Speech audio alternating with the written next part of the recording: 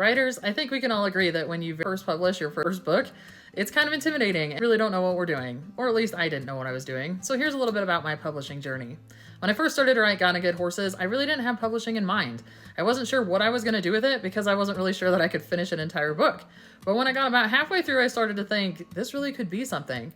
I saw an ad for Christian Faith Publishing and I thought I might as well start there.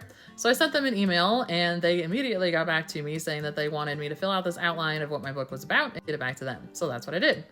An agent reached out to me quickly and said that they were very, very interested in the manuscript. Was it ready to go?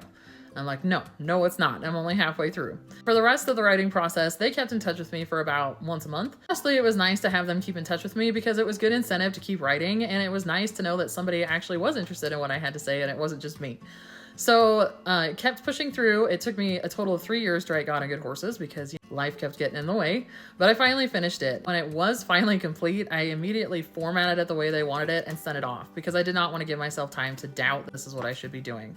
They told me then it would take about 2 weeks for their review board to go over it and decide if it was worth them publishing or not. So I settled in for a 2-week wait. Luckily, I didn't have to wait that long because 2 days later, they got back to me and said that it was unanimous with their review board. They wanted to publish it. We needed to sign the paperwork now. So going through them did come with a cost, but with that cost, I got access to their editors, their designers, their expertise. Everything that I needed to publish was right there. So I don't regret going through them at all because I didn't know what I was doing. I could use their resources to do it. So I got to have an agent keep in touch with. The book went through their editing process first, and then they would send it to me and I would get to edit it and have say what I wanted. And then I'd send it back to them. And so we did that for 3 rounds of editing before the book was called good. Once the editing process was complete, it went on to interior design. So they got to decide the size of the book, the layout, the font, and all of that. But I got final say-so, which was really nice. After interior design, it went to cover design, and again, they did design the cover for me, but I got final say-so, and I got input in what I wanted the book to look like. Once that was all done, they formatted the book, printed 10 advanced copies, and mailed them to me. I distributed the book to 10 of our closest friends and families just to get their feedback. All came back really positive, which was very encouraging as I gave the final go-ahead that the book was ready to publish.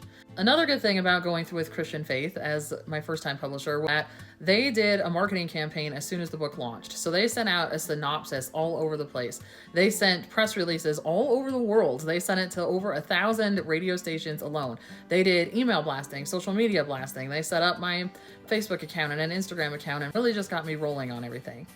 That caused something that I did not see coming, which was that I got flooded with calls immediately from different marketing companies, and they were wanting to take the book to book fairs to represent it here and there and all these different things. They had all these different offers for me with the book, interviews, and all these different things that I could do. Now, I was terrified, honestly, when I started getting these phone calls because I didn't know if this was the way it was supposed to go. I had never heard of these book fairs and whatnot. I didn't know what was going on. I was lost. Luckily, early on in the process, I got hooked up with my agent. He is a very honest guy and he knows where the book has been. He knows where I want to go, what my goals are. He has been able to guide and direct me through all of these things. So the book has been to several book fairs. It's been featured in the New York Times Book Review. I have been on podcasts and blogs, and I'm very grateful for all the places that the book has gone. And I'm very grateful for my agent's direction in this and deciding what's worth it and what's not. So I encourage you to get yourself a really good agent if possible, because they can help you to take your book to that next level.